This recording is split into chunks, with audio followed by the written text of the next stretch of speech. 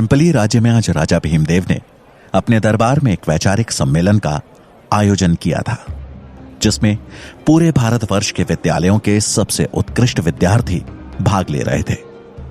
भाग ले रहे सभी छात्रों के लिए दान दक्षिणा थी और जीतने वाले उम्मीदवार के लिए थी राजा के मंत्रिमंडल में मंत्री पद की कुर्सी। इस सम्मेलन में तक्षशिला का प्रतिनिधित्व कर रहे थे वहां के सबसे होनहार छात्र चाणक्य। दरबार में राजा के महामंत्री कृष्ण स्वामी सभी प्रतिभागियों से एक एक कर देश के समाज के हित के बारे में प्रश्न पूछ रहे थे, लेकिन अब तक एक भी प्रतिभागी ऐसा नहीं मिला था जो उनके प्रश्नों का संतुष्टिजनक उत्तर दे सके। और अब बारी आई चाणक्य की। उन्होंने राजा और पूरे मंत्रिमंडल को नमन कर अपना परिचय दिया। उसके बाद वो अपनी शिखा की गांठ को कसते हुए आ खड़े हुए राजा के सामने प्रश्नों के उत्तर देने। उनके चेहरे पर एक शालीनता का भाव था। महामंत्री ने चाणक्य से अपना पहला प्रश्न पूछा, सबसे बड़ा शत्रु कौन? चाणक्य मुस्कुराए और बोले, अहंकार। अहंकार से बड़ा और कोई शत्रु नहीं।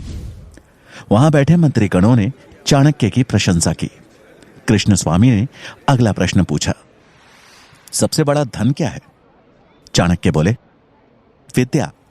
विद्या ही सबसे बड़ा और अनमोल धन है। उत्तर सुन प्रतिभागियों ने तालियां बजानी शुरू कर दी, लेकिन राजा भीमदेव ने उस उत्तर में कोई रुचि नहीं दिखाई। उनके लिए एक राजा के राजकोष का धन ही सबसे बड़ा धन था। प्रश्नों की श्रृंखला को आगे बढ़ाते हुए महामंत्री ने तीसरा प्रश्न पूछा, सबसे बड़ा वीर कौन? चाणक्य का उत्तर था, दानवीर। चाणक्य का यह उत्तर राजा भीमदेव को चुभ गया। उन्हें लगा मानो चाणक्य उनकी संपन्नता, उनकी वीरता का उपहास कर रहा हो। उन्होंने अपने क्रोध को काबू में करने के लिए राज सिंहासन को कस के पकड़ लिया। चाणक्य राजा की भावनाएं भांप गए, लेकिन बगैर किसी चिंता के भाव को उजागर किए खड़े रहे। वहां बैठे प्रतिभागी और मंत्रिमंडल ने जब राजा को देखा तो वो सहम गए। महामंत्री अगला प्रश्न पूछने ही वाले थे कि राजा भीमदेव ने अपने हाथ के इशारे से उन्हें रोक दिया। राजा के चेहरे पर गुस्सा साफ झलक रहा था। उन्होंने भारी आवाज में कहा, इस ब्राह्मण छात्र से अगला प्रश्न हम पूछेंगे। सभा में सन्नाटा छा गया। सब जानते थे कि अब चाणक्य की खैर नहीं, पर चाणक्य शांत मुद्रा में खड़े रहे। तभी राजा ने कठोर स्वर में पूछा, शास्त्र बड़े या राजा? चाणक्य ने विनम्रता के साथ कहा, महाराज की जय हो। शास्त्र ही साम्राज्य की नींव रखते हैं और साम्राज्य राजा की, इसलिए सबसे पहले शास्त्र। यह सुन राजा भीमदेव से रहा नहीं गया और वो अपनी राजगद्दी से उठ भरे दरबार में चिल्लाते हुए बोले, शास्त्र नहीं, एक राजा सबसे बड़ा होता है, मूर्ख। क्या सिखा रहा है तुम्हें तक्षशिला? इतना भी नहीं पता कि अगर राजा नहीं होता तो प्रजा नहीं होती, और बिना प्रजा के तुम्हारे इन शास्त्रों का कोई मोल नहीं है। राजा जितने क्रोध में थे, चाणक्य ने उतने ही शांत स्वर में कहा, क्षमा कीजिएगा महाराज, लेकिन आप सिर्फ जनता के हैं। जनता है इसलिए आप हैं। यह सुन भीमदेव की आंखें गुस्से में लाल हो गई।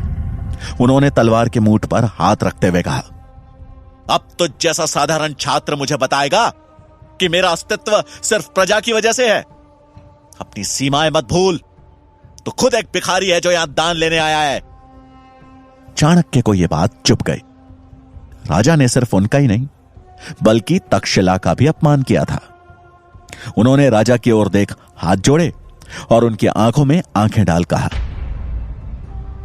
महाराज, शिक्षा को पूजने वाला छात्र साधारण नहीं होता। वो एक दिन शिक्षक बन निर्माण करता है इस समाज का। वो अगर किसी को बना सकता है तो मिटा भी सकता है। और रही बात दान की, तो मैं तक्षशिला से यहां दान लेने नहीं आया था महाराज। मुझे लगा यहां ज्ञान की पूजा होती है, पर मैं गलत था। जहां शास्त्रों का मान नहीं किया जाता, वहां मैं एक क्षण नहीं रुकना चाहता। ऐसा कहते हुए उन्होंने राजा को प्रणाम किया और दरबार से बाहर जाने लगे। उन्हें जाता देख राजा ने अपनी तलवार खींच ली और कहा, तुझे जाने की आज्ञा किसने दी? चाणक्य के कदम वहीं रुक गए और उन्होंने पलटकर अपना शीश झुकाते हुए कहा, क्षमा महाराज, अगर मैंने आपके सम्मान को ठेस पहुंचाई हो। ये एक सम्मेलन है और मैंने बस अपने विचार व्यक्त किए। पूरे दरबार में फिर सन्नाटा छा गया। सबके चेहरे पर हवाइयां उड़ रही थी। राजा भीमदेव का क्रोध 7वें आसमान पर था। वो तलवार उठा जैसे ही चाणक्य की ओर बढ़े तो महामंत्री कृष्ण स्वामी हाथ जोड़ उन्हें रोकते हुए बोले, महाराज क्षमा कर दीजिए इस नादान बालक को। इसे यह पता नहीं है कि ये कहां खड़ा है और क्या कह रहा है। आप दयावान हैं, ब्राह्मणों का आदर करना जानते हैं। आप क्यों एक ब्रह्म हत्या का पाप अपने सर पर ले रहे हैं? इसे क्षमा दान दीजिए महाराज। चाणक्य ने भी राजा और वहां उपस्थित सभी लोगों को नमन किया और राज दरबार छोड़ जाने लगे। उन्होंने जैसे ही मुख्य द्वार की ओर अपने कदम बढ़ाए, महामंत्री ने पीछे से व्यंग करते हुए कहा, एक बात और गांठ बांध लो। अगर यही आचरण रहा तो जिस शिखा का दंभ भर रहे हो, एक दिन ना तो वो रहेगी और ना ही उस शिखा को धारण करने वाला शीश। चाणक्य ने इस अपमान का घूंट स्वाभिमान के साथ पिया और लौट आए तक्षशिला। इस बात को कुछ साल बीत गए।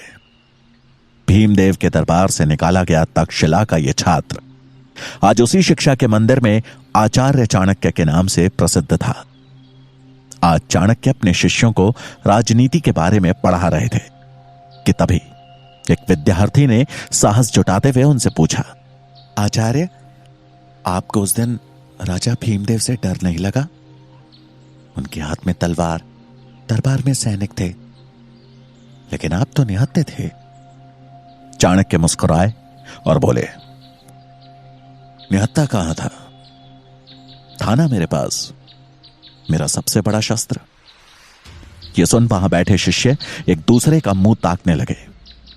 चाणक्य ने उनकी विडंबना भांप ली। बोले, बुद्धि, यही मेरा शस्त्र था और है। एक बुद्धिमान व्यक्ति अपनी बुद्धि, चातुर्य और विवेक से किसी भी युद्ध में विजयी हो सकता है, फिर चाहे परिस्थिति कितनी भी बुरी क्यों ना हो। यह सुन छात्रों को यकीन हो गया कि उनके आचार्य कोई साधारण आचार्य नहीं है। चाणक्य अगला पाठ शुरू करते कि तभी उन्हें तुरंत पुस्तकालय में पहुंचने का संदेश मिला। पुस्तकालय पहुंच चाणक्य को वहां आए एक संदेशवाहक से पता चला कि गांधार के राजा आंबी ने बिना लड़े ही मैसेडोनिया के सम्राट सिकंदर के सामने आत्मसमर्पण कर दिया है और अब सिकंदर की नजर संपूर्ण भारत पर है। खबर सुन चाणक्य चकित रह गए और कुछ सोचते हुए वहां उपस्थित आचार्यों से बोले, इसका मतलब तो यह हुआ कि सिकंदर कभी भी भारत पहुंच सकता है। हमें भारत को बचाना होगा और यह तभी संभव है जब भारत अखंड बने। मुझे शीघ्र यह बात मगध के महाराज धनानंद तक पहुंचानी होगी। चाणक्य की बात सुनकर आचार्य मेघनाथ हंसते हुए बोले, आप जानते हैं ना धनानंद कैसा राजा है और भला वो आपकी बात क्यों मानेगा? यह सुनकर चाणक्य ने जवाब दिया, मैं खुद जाऊंगा मगध और अखंड भारत का प्रस्ताव उनके सामने रखूंगा। मुझे विश्वास है कि वो भी भारत को विदेशी आक्रमणों से बचाना चाहेंगे। मेघनाथ बोले, धनानंद सुनेगा और वो भी आपका प्रस्ताव? भीमदेव के दरबार से बचकर निकल आए अपने को भाग्यशाली समझिए। धनानंद के दरबार गए तो मान और जान दोनों से हाथ धोना पड़ेगा। मेरा सुझाव मानिए और केवल अपना काम कीजिए, बच्चों को शिक्षा देने का काम। भलाई इसी में है। ये सुन के चाणक्य हैरानी से बोले, आचार्य, मैं एक ब्राह्मण हूं और ब्राह्मण का कर्तव्य होता है लोगों को सही दिशा दिखाना। अगर राजा धनानंद अपनी दिशा से भटकेंगे तो यह मेरा कर्तव्य है कि मैं उन्हें सही रास्ता सुझाऊं, नहीं तो सर्वनाश के सिवा कुछ नहीं होगा यहां। आप अपना कर्तव्य भूल गए हों पर मैं ऐसा नहीं कर सकता। मुझे आज ही मगध के लिए निकलना होगा। चाणक्य को जाता देख मेघनाथ ने ताना कसते हुए कहा, आचार्य, मुझे लगता है ये हमारी आखिरी भेंट है। आप मगध से वापस आएंगे भी या नहीं, इसमें संदेह है। क्यों ना आखिरी बार हम भोजन साथ में करें। चाणक्य उनका प्रस्ताव ठुकरा कर आगे बढ़ गए। उनके जाते ही मेघनाथ मनी मन बोले, इस बार तो ये नहीं लौटने वाला।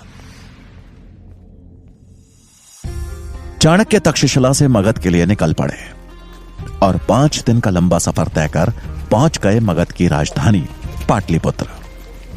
उन्हें नगर में कदम रखे कुछ ही क्षण हुए थे कि पाटलिपुत्र की जनता पर हो रहे अत्याचार की सच्चाई उनके सामने थी।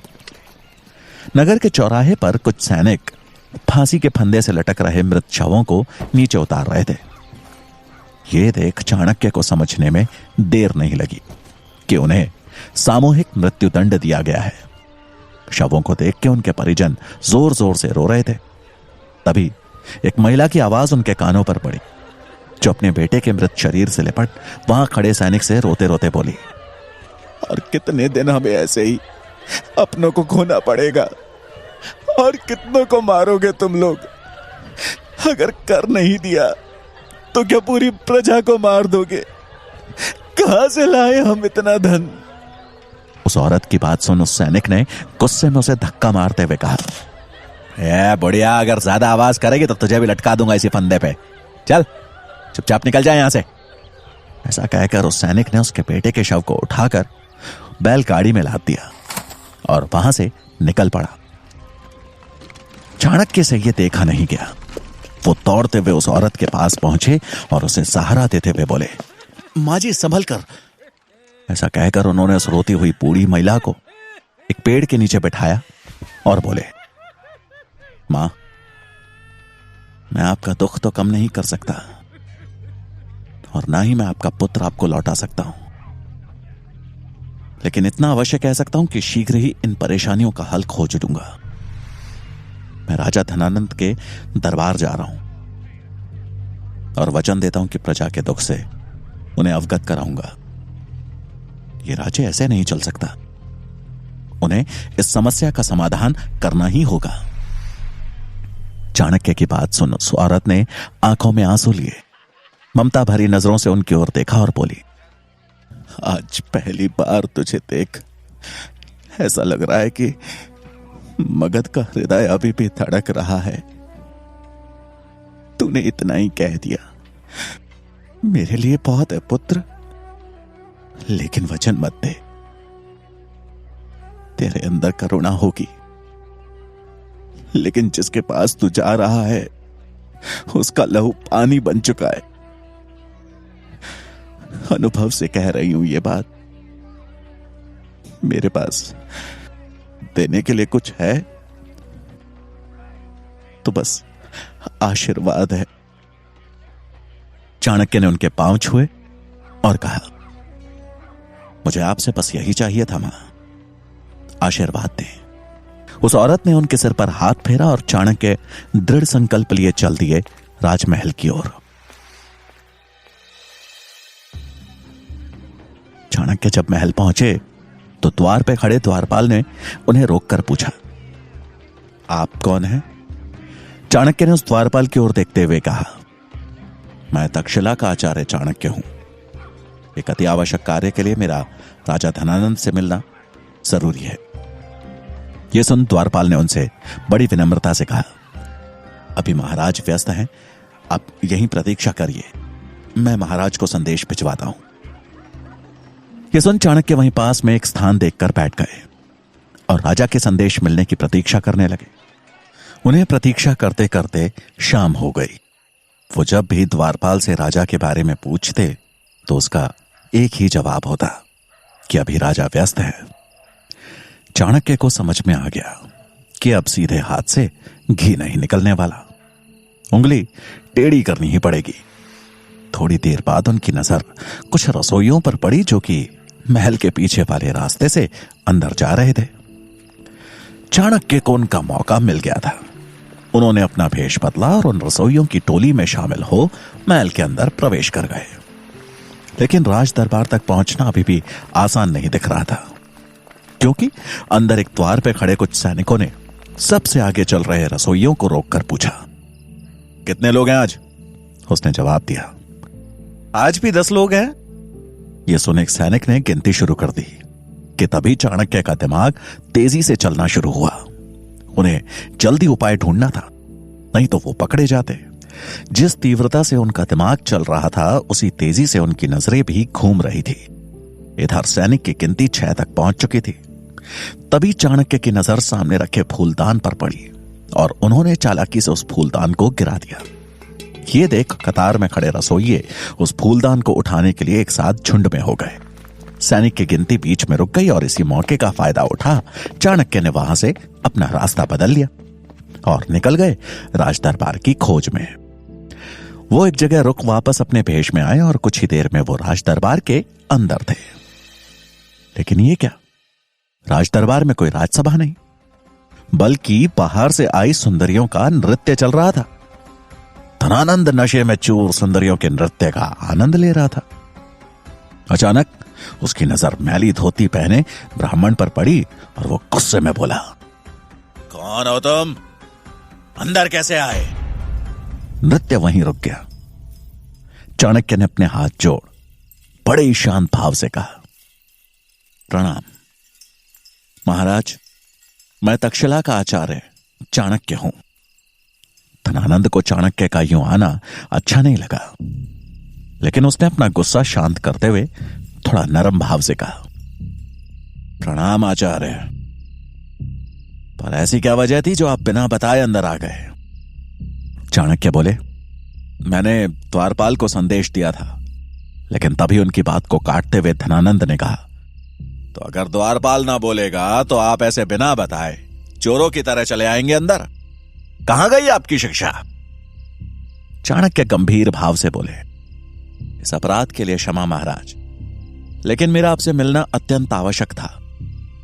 धनानंद ने अपने आसन पर ही बैठते हुए कहा, ऐसी भी क्या बात करनी है आपको जो आप थोड़ी प्रतीक्षा भी नहीं कर सके? हम भी तो जरूरी काम कर रहे हैं।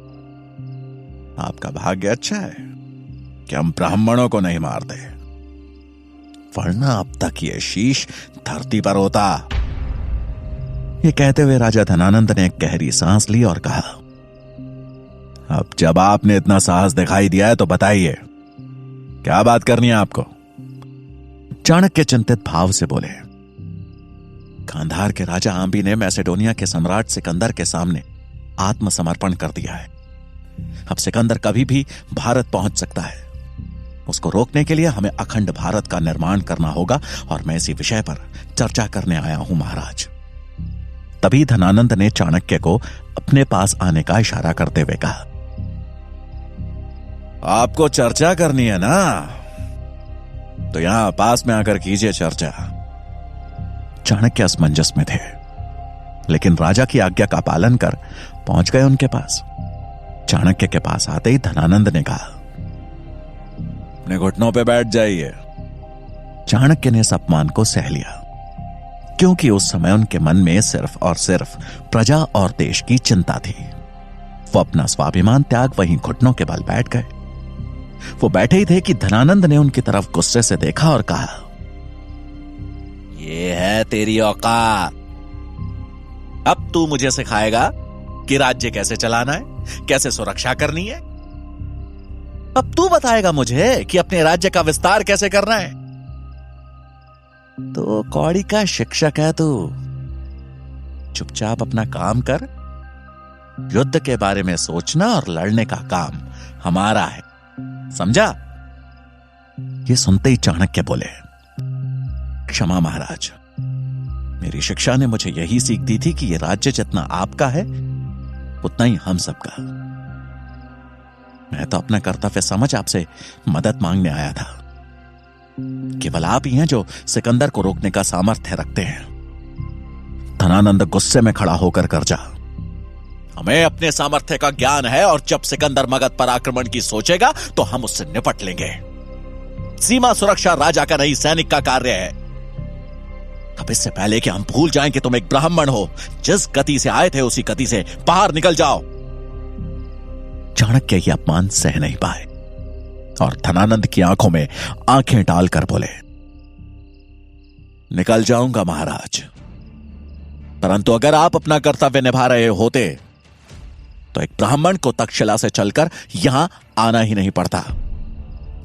राजा का कर्तव्य दुर्बलों की रक्षा करना है, ना कि उन पर अत्याचार करना। और मगध की दशा देख मुझे इतना आभास तो हो गया है कि हम शीघ्र ही संपूर्ण भारत सिकंदर को भेंट स्वरूप दे बैठेंगे। यह सुनते ही धनानंद का पारा आसमान चढ़ गया और उसने चाणक्य को जोर से लात मार के नीचे गिरा दिया और सैनिकों को आवाज लगाते हुए कहा, ब्राह्मणों का मान सम्मान इस चोटी में होता है ना? इस दरिद्र ब्राह्मण को इसकी चोटी से खींचते हुए बाहर ले जाओ। सैनिकों ने तुरंत आज्ञा का पालन किया और चाणक्य को चोटी से खींचते हुए द्वार की तरफ ले जाने लगे। द्वार तक पहुंचने से पहले ही चाणक्य ने उन सबको एक जोर का धक्का दिया, जिससे वो सैनिक लड़खड़ाकर गिर गए। अब चाणक्य ने अपनी शिखा खोलनी शुरू की और गुस्से में उबलते हुए धनानंद की तरफ बढ़ते हुए गर्जना की, धनानंद, मुझसे भूल हो गई कि मैं तुझ जैसे पापी से ये उम्मीद लगा बैठा कि तू बचाएगा इस देश को। एक शिक्षक का, एक ब्राह्मण की शिखा का अपमान किया है तूने। तो इस शिखा की सौगंध मैं, चणक पुत्र चाणक्य, तक्षशिला का आचार्य, आज ये प्रण लेता हूं कि जब तक तेरा और तेरे इस नंद वंश का सर्वनाश कर मगध की राजगद्दी पे एक योग्य राजा ना बिठा दूं, मैं ये शिखा नहीं बांधूंगा। ये बोल चाणक्य वहां से तेजी से निकल गए। धनानंद उनकी बात सुन गुस्से से लाल हो गया और उसने अपने सैनिकों को आदेश दिया, अगर यह ब्राह्मण फिर से इस राज्य के आसपास भी दिखा तो इसका सर कलम करके बीच बाजार में लटका देना। धनानंद से मिले अपमान के बाद चाणक्य ने उसे दिन मगध छोड़ दिया और अब उनके जीवन का लक्ष्य था एक अच्छे राजा का चुनाव करना, जो दयालु हो, पराक्रमी हो, जो प्रजा के हित के बारे में सोचे और एक अखंड भारत का निर्माण करे। तक्षशिला की तरफ बढ़ते हुए जब वो जंगल से होकर जाने वाले मार्ग पर चल रहे थे तो उनकी नजर उसी मार्ग पर आगे चल रहे एक 14 साल के बच्चे पर गई। वो बच्चा अकेला था। वो दिखने में पतला था लेकिन उसका शरीर फुर्तीला था। उस बच्चे ने एक मैली सी धोती पहनी थी। उसकी कमर में एक गुलेल लटकी थी। वो बच्चा शिकार पर निकले किसी चीते की तरह घात लगाए धीमे धीमे आगे बढ़ रहा था। उसे देख चाणक्य को उत्सुकता हुई और उन्होंने मनी मन कहा, ये बच्चा सुनसान जंगल में क्या कर रहा है? अब चाणक्य भी धीमे पांव उस बच्चे के पीछे पीछे चलने लगे। तभी उन्होंने देखा कि वो लड़का 2 लोगों का पीछा कर रहा है। कुछ दूर पीछे चलने के बाद चाणक्य ने देखा कि वो बालक जिन 2 लोगों का पीछा कर रहा है वो भी एक अकेले चल रहे यात्री का पीछा कर रहे हैं। ये देख चाणक्य को समझने में देर नहीं लगी कि वो दोनों लोग लुटेरे थे और अपने आगे चल रहे यात्री को लूटने की मंशा से उसका पीछा कर रहे थे। लेकिन तभी वो बच्चा हवा के झोंके की तरह गायब हो गया। ये देख चाणक्य अचंभित हुए और इससे पहले कि वो कुछ समझ पाते उन लुटेरों ने अपनी कमर से कटार निकालते हुए उस आदमी पे हमला कर दिया। चाणक्य उन लुटेरों को रोकने के लिए आगे बढ़े थे कि तभी उन लुटेरों पे किसी ने गुलेल से हमला किया और वो तुरंत ही जमीन पे गिरकर मूर्छित हो गए। हैरान हो चाणक्य ने जब नजर दौड़ाई तो सामने पेड़ पे बैठा वो बालक दिखा। उसके हाथ में गुलेल दिखी। छलांग मारकर वो बालक पेड़ से नीचे उतरा और उस यात्री के पास पहुंचकर बोला, आप ठीक तो हैं? आपको चोट तो नहीं आई? वो आदमी अपने सामने खड़े इतने छोटे बच्चे की बहादुरी देख अचंभित था।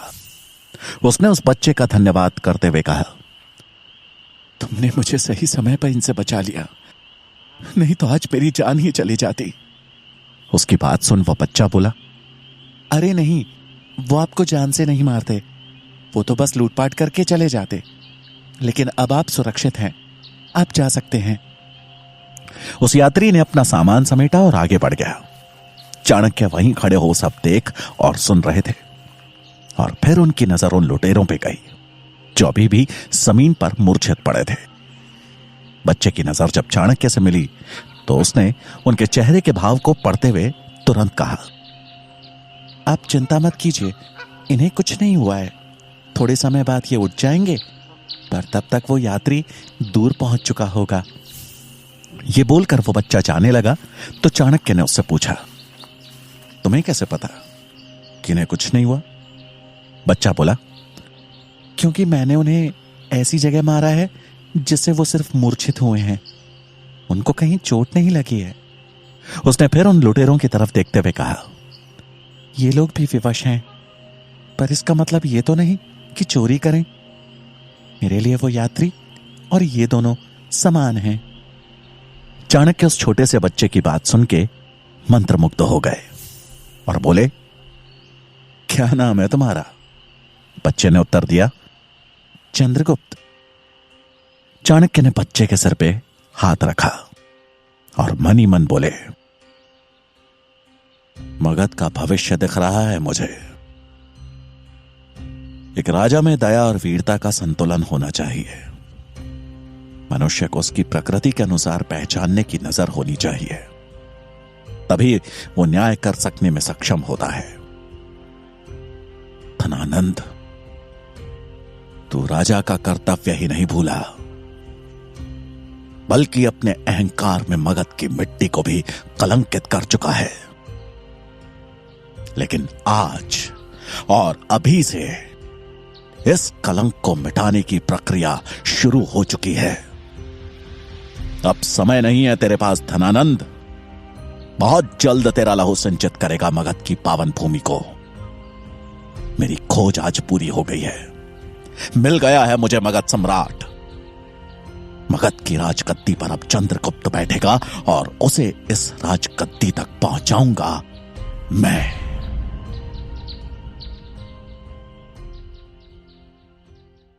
चाणक्य के सारे एपिसोड्स को सुनने के लिए डिस्क्रिप्शन में दी लिंक से डाउनलोड करें पॉकेट FM ऐप।